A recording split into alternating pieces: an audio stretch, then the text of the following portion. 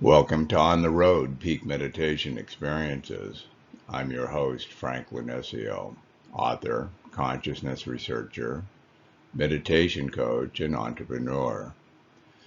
Today's episode is a continuation of my expanded experiences after my Dark Night of the Soul healing experience, which you can find in the Dark Night of the Soul Part 2 trilogy series. So I hope you enjoyed this. Let's get started. I had some reservations about sharing the experiences I'm going to talk about today as part of my recovery. What was becoming my accelerated meditation practice was taking on some wild twists and turns. I'll just caution you to keep an open mind and do not judge anything at this point. And until we get to or through this following episodes that are all part of this series, then we'll kind of review everything and see where it's taken us.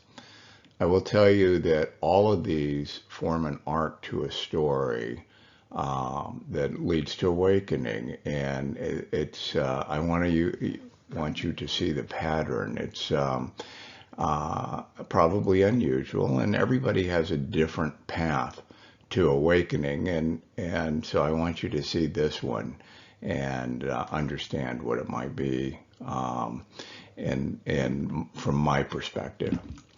So almost immediately after the Vajrasattva healing, I mentioned in the first slide, my meditations began to expand in different ways. The light tunnels became a center point of all of these meditations.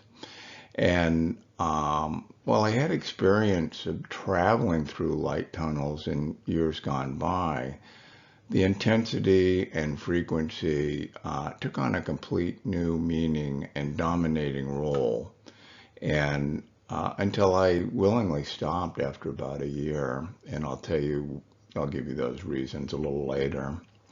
So light tunnel meditations began with a small dark spot coming into view in my third eye. And when I put my attention on it, it would open up, and I found myself traveling in the light tunnel through a stream of white light. And I could always see the end of the tunnel, and the more I focused my concentration on the end of the tunnel, which kind of replaced the spot I was seeing, it would accelerate my speed forward. As I became familiar with this experience, the manifestations grew in different ways. In the beginning, I was aware of my body when I was in the tunnel, but soon I found the tunnels getting larger, the light changing colors, and there was a feeling sometimes of souls passing me, going in the opposite direction I was going in. And also, I lost a sensation of my body being present, and that gave way to just an experience of consciousness in the tunnel rather than a physical presence. So these changes had turned these episodes into more classic out-of-the-body experiences as they're described by others. And after a couple of months, the tunnels became translucent, and I was totally in a star-populated night sky with what felt like a clear but live membrane, maybe 10 feet in diameter, separating me from space. This was still a river or a stream of light coming through on the tunnel floor beneath me. So in that regard, the light was still present. The tunnels would go through asteroids or small planets. As I went through, the light would just melt whatever was before it to make a tunnel opening. And I would see rocks and crystal caverns open up. And later, I was able to stop and explore these crystal caves and other features. Okay, let's move on. I began viewing tunnels as wormholes because I could see their bending and curving through space as I traveled in them now that they were translucent. And later the tunnels would terminate at some point in space and dissolve, and I'd be left hanging in space waiting for another one to open, which often went in a completely different direction. I was able to stop and explore some planet surfaces from time to time, but experienced mostly natural phenomena like what you might see in a Mars photograph. However, I can say there was a couple exceptions where I ended up on a planet, maybe, and two different experiences that had pyramids, and I was not close. I could see at a distance.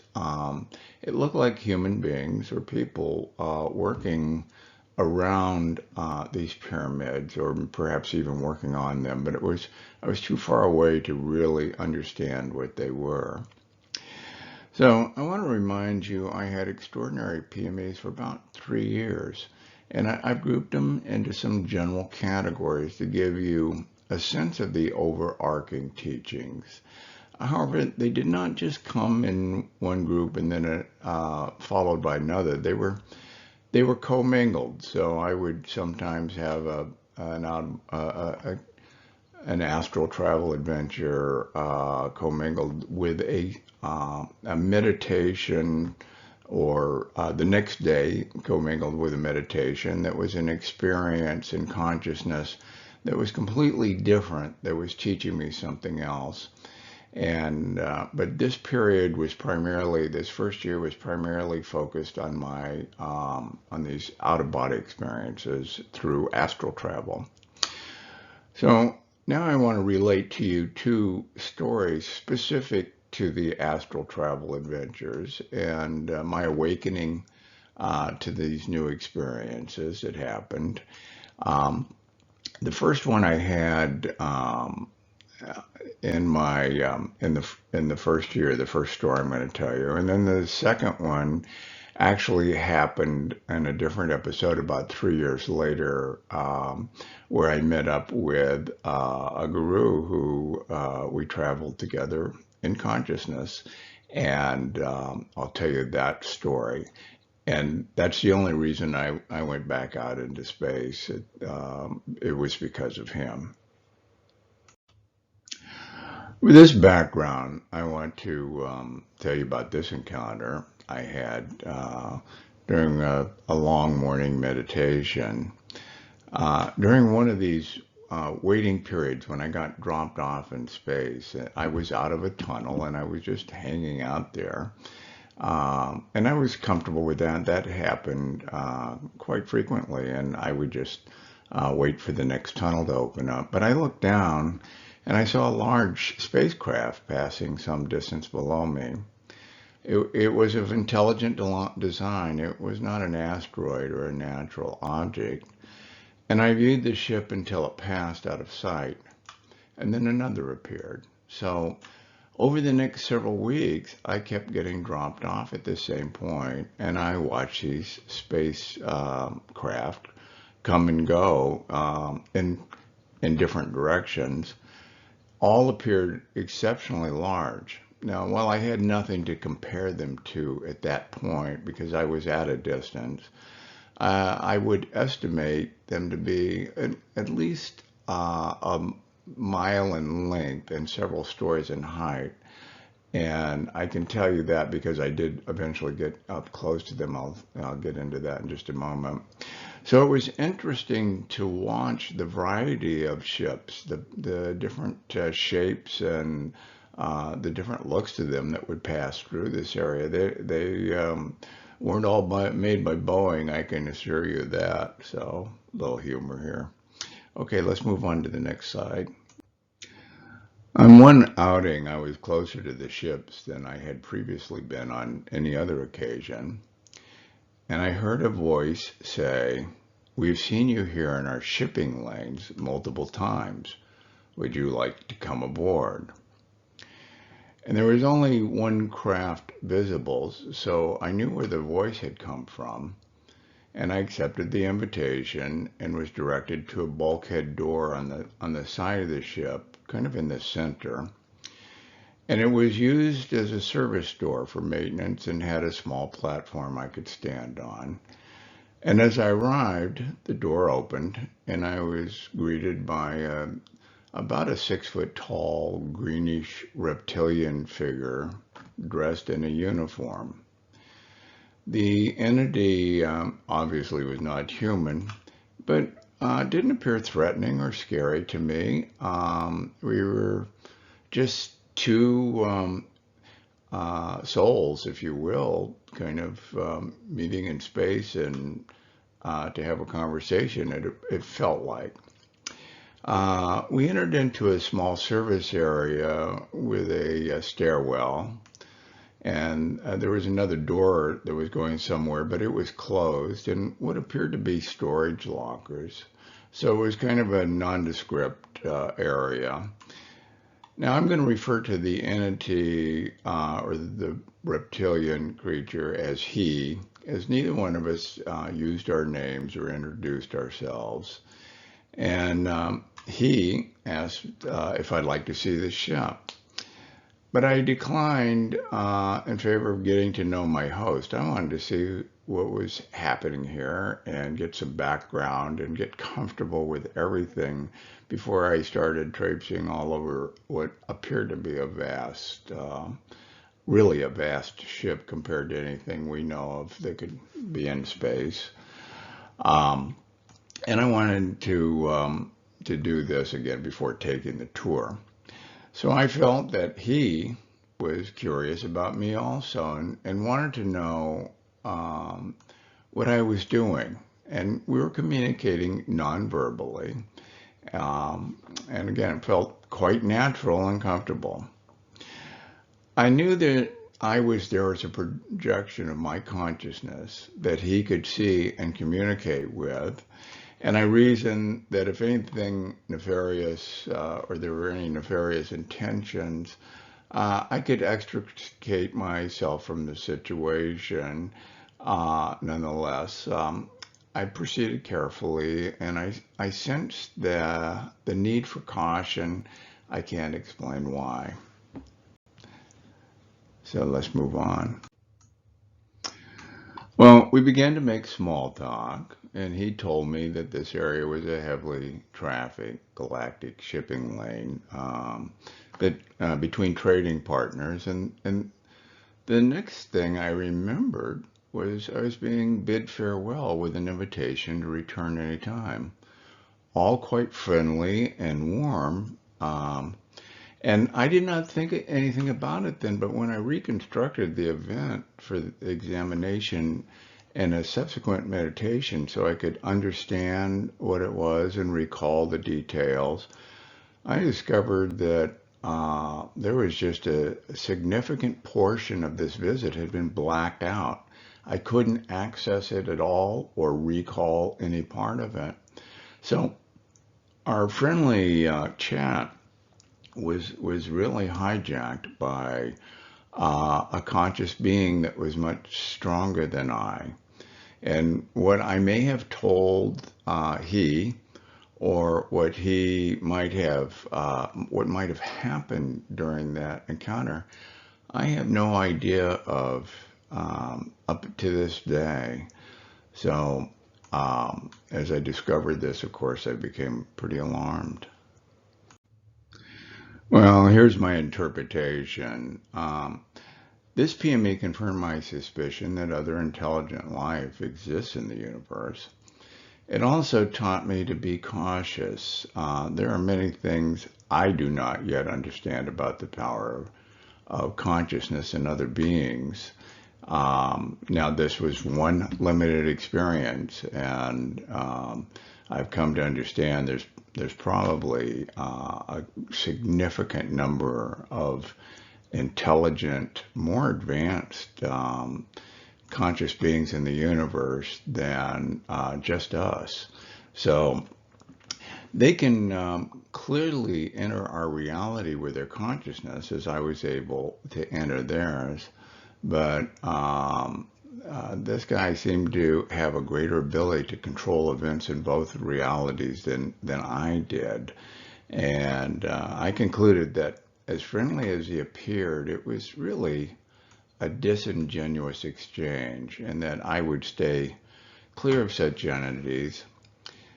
I would say what I mean by disingenuous is why did they block it out? Why did he put a block on me somehow? I don't know how, and not want me to know what took place or what happened there. And again, I just have no recall of anything. It was quite an experience, and it was just like watching this video, and there would be no sight or sound on the next 10 slides, I suppose.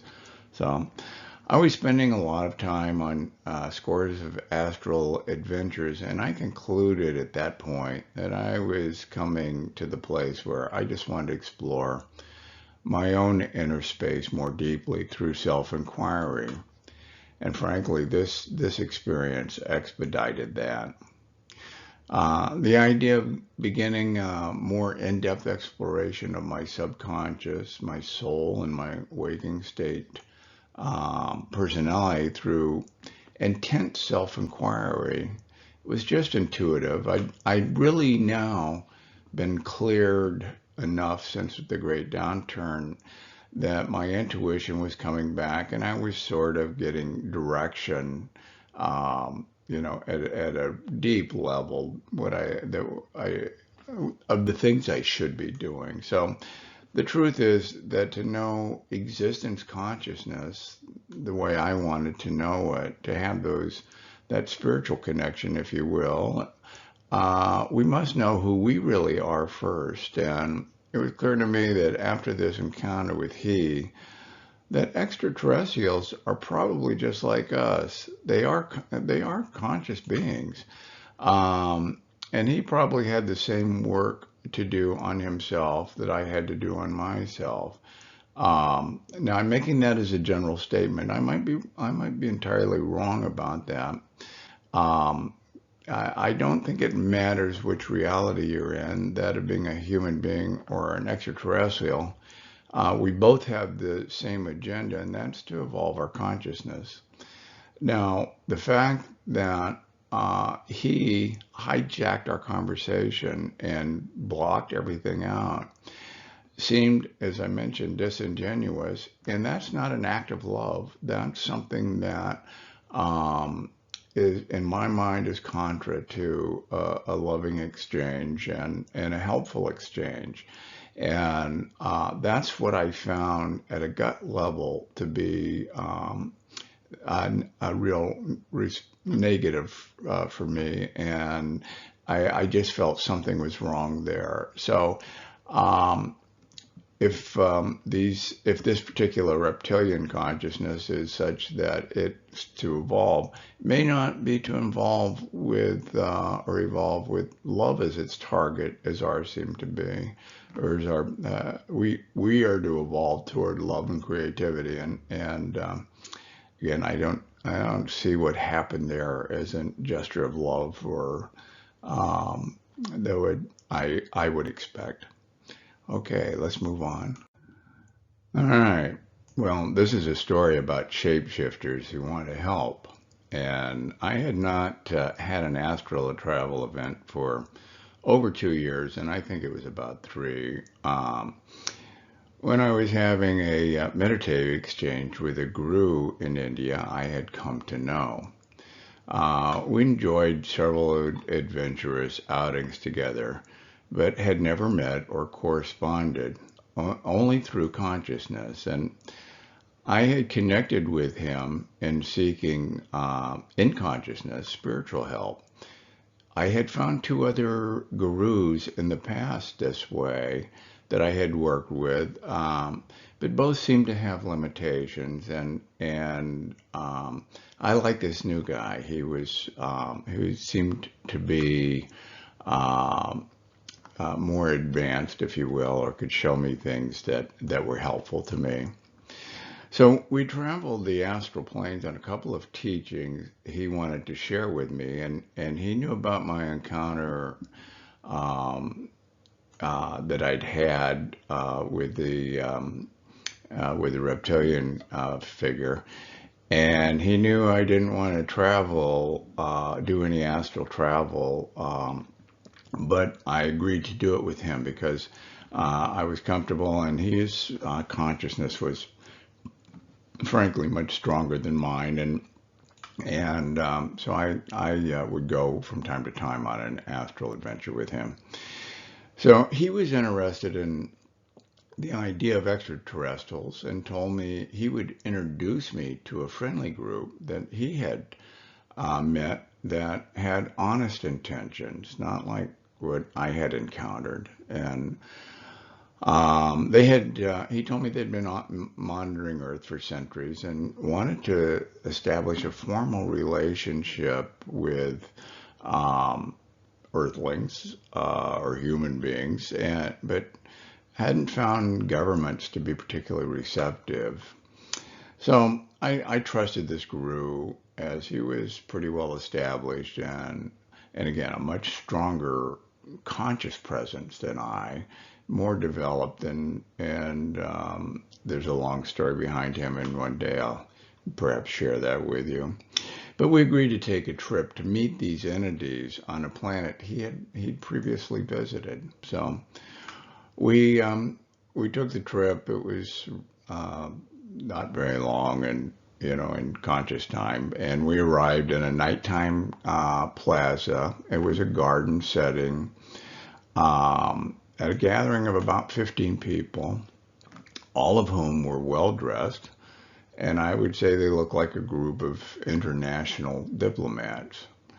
And the guru introduced me to about a half a dozen people who were clearly human. And the conversation quickly turned to their interest in establishing relationships with the earth or people of the earth. So they were working to gain a grassroots acceptance by human beings that had higher states of consciousness, capable of capable of understanding who and what they were. So it appeared perhaps I was a candidate to be part of that effort. Okay, let's move on. So as the conversation unfolded, they said to me, we'd like you to have an understanding of who and what we're all about. And I asked, what's there to understand? And they pointed out that they were conscious beings that remained in a non-physical state unless interacting with others outside of themselves, and that their appearance was illusionary. I was a bit confused, and they offered to give me a more detailed demonstration that the guru, who had seen the demo before, encouraged me to see. So I agreed, and we walked a short distance to the mouth of a cave that sort of reminded me of a protected military installation, but without guards, and just had that sort of formal government look to it. Can't really give you a lot of detail or reason why I felt that, but we were greeted by a man in a lab coat who escorted us further into the complex to a well-lit room with white walls and laboratory workbenches. And he called someone forth to stand on a mark about 50 feet from where we stood. Well, I didn't see anyone, and he further gave instructions to change images every 3 steps and to walk toward us. I still didn't see anyone, and I saw nothing actually, and soon a middle-aged man materialized, dressed in a suit like the others out in the courtyards, and he took 3 steps and morphed into a nicely dressed woman. And 3 more steps, the woman transformed into a male child, and this went on as it walked toward me, and it morphed into several different uh, human being looks. So it was pretty interesting, and I would have to say that I was quite taken aback. So now I understood what having a demonstration meant versus just trying to tell somebody about this. You're not getting the full impact of what I'm saying or what I was seeing there by just hearing my story, but it was quite profound and quite um, just quite extraordinary. Okay, let's move on. Well, as I mentioned in the last slide, these images were popping up in 8 or 10 different figures of people in different shapes, ages, sizes, ethnicities. Just kept just kept materializing as human beings, and you could really, I mean, they were just so authentic. I mean, there was a feel, a sense that they were complete. I'm sure I could sense them with all five of my senses, smell, hearing, of course I'm seeing them. So I think there was some pretty complete and complex um, uh, thing here that was going on. So just hard to explain. So, according to the man in the lab coat, they can assume a physical identity and maintain that body for years at a time. And they're already doing so on Earth as monitors. They're watching and observing us and not interfering in any way, but want have great interest in what we're up to because we're from their perspective, we're just an emerging consciousness and younger and finding our way. And so they're paying attention to that. There was no conversation about being of help to us um, or any such thing. There was no promise of some purpose for doing this, but as we made our way back to the demonstration, I can tell you I've had no further information or instruction as to what they would like me to do or if they would like me involved. Maybe I'm a connection point, and or perhaps I didn't pass their test, and so I just don't know where it would go from here. They seem friendly and of good intention, as described by the guru, and much more honest than the reptilian I encountered. And the guru, by the way, didn't have any additional information over and above what I discovered in the demonstration. But there was a huge contrast between the reptilian group and this group. This group seemed to be concerned, be loving, and seem to have evolved their consciousness in a direction we as a species might want to drive, are tasked with evolving our evolution, conscious evolution, and that's toward love and creativity. And but they have to be pretty strong conscious beings and millions of years ahead of us to do the things that I saw there. I surmise. I don't know. Okay, let's move on. Well, here's my interpretation or my takeaway from that episode. It sure gave me a lot to think about, of course, and I meditated on it multiple times. Um, and though I did get a strong sense of sincerity from this group, as the guru had done in his previous experience or tour, and perhaps he was in more contact with him than I realized, but he was pretty solid in his observation that they were kind and gentle and loving.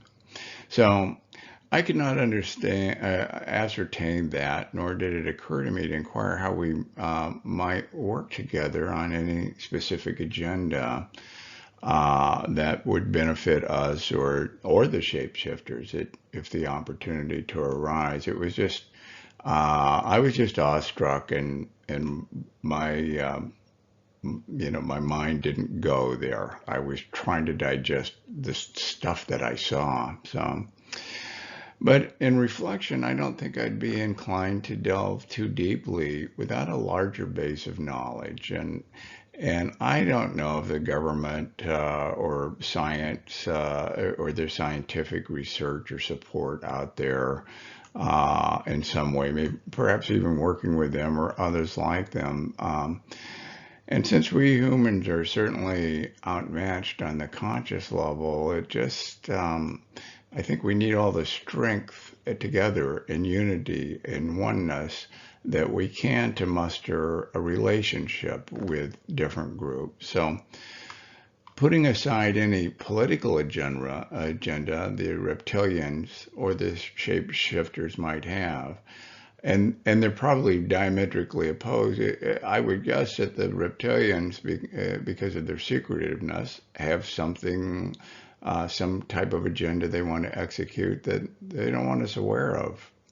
Only a guess. And the shapeshifters may have something, some more ulterior motive, but it seems like that ulterior motive is just to be of service to help evolve another emerging conscious species of consciousness. So I was just captivated by the advanced levels of consciousness, actually in both of these entities, even though I wasn't too thrilled with the reptilian. We're far behind, or as I said, perhaps younger in our consciousness development than these other civilizations.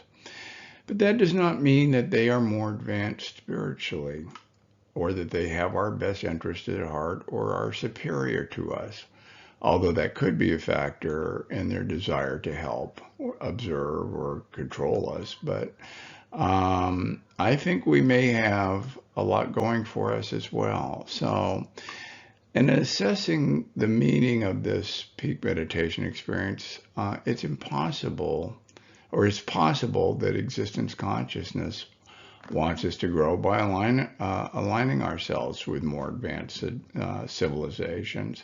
And if so, that will probably become known to us as we get a little further down the road as a species, not just me or one-off folks. But so I believe as a result of this, we need to develop our overall consciousness as a species to be truly capable of engaging with them on an equal footing.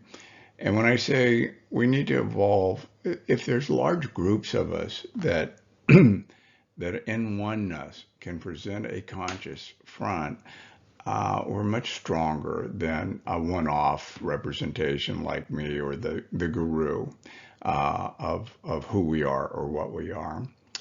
So I feel like it'll take a lot more of a commitment, or us committing to a path of evolving our consciousness as a species before we should engage.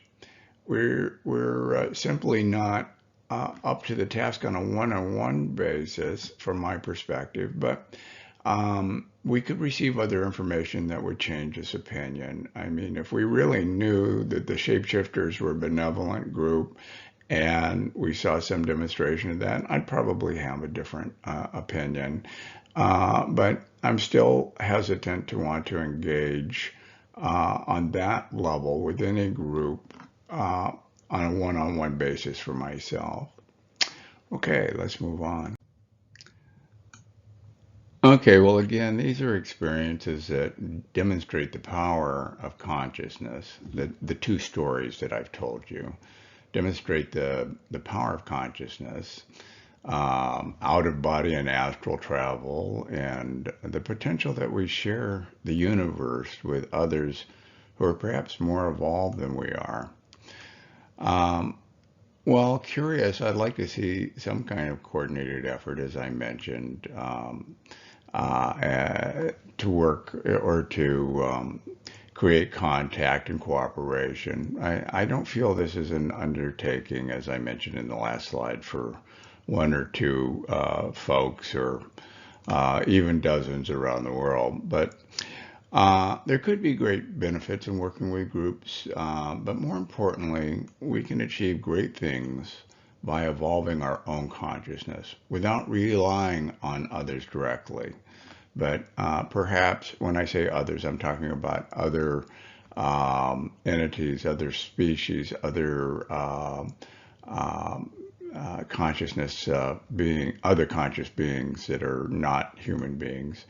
But perhaps there's other less obtrusive ways in our development. I'm not a politician, and I'm not sure we are ready as a species yet for the shock to society in general that we're not masters of our own universe.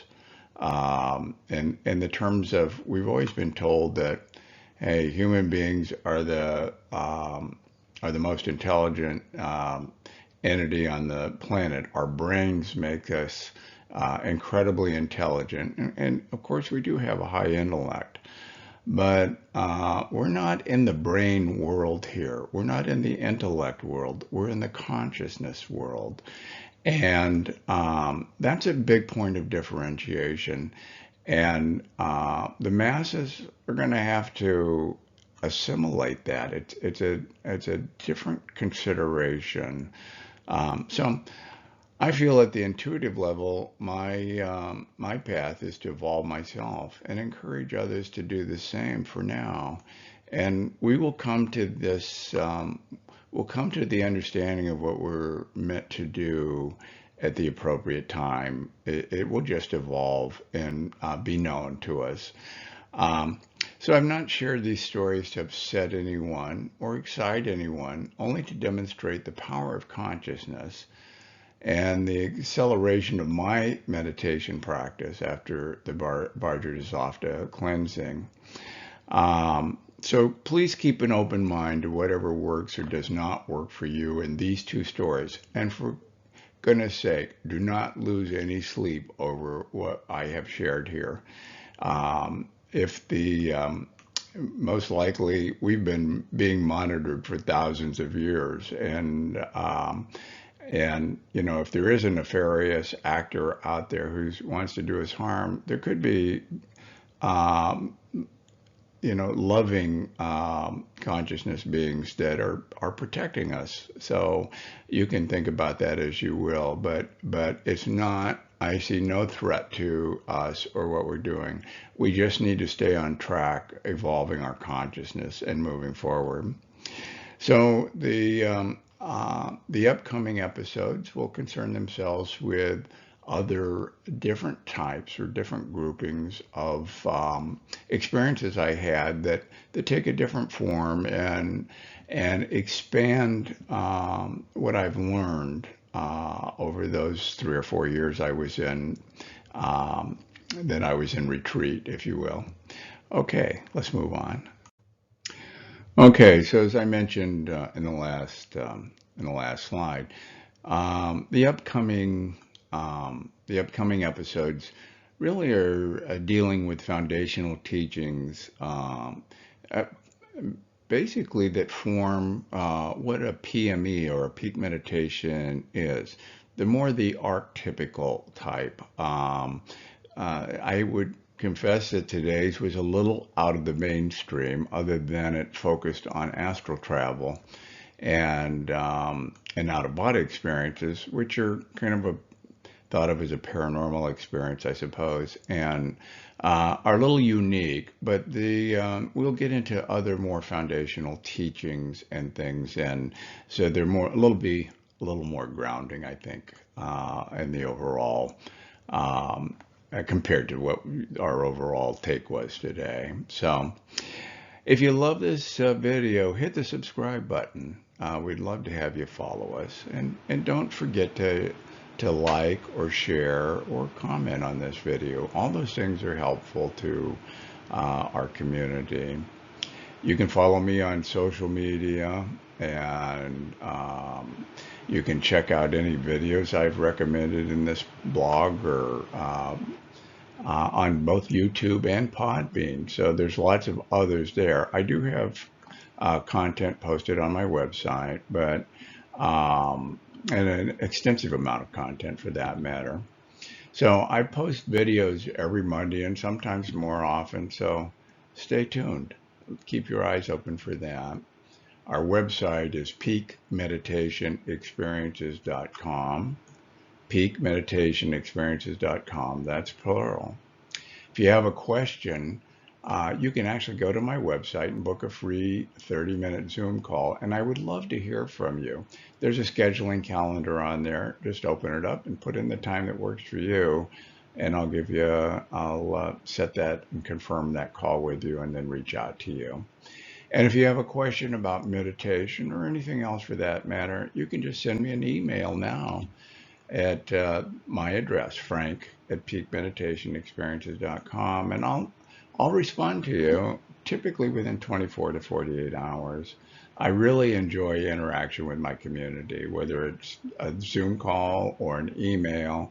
The fact that you're out there watching and following gives me great pleasure. So, and you can buy my book, The Road to Peak Meditation Experiences, just by going to the website. There's a buy button on there. So, okay, till next time.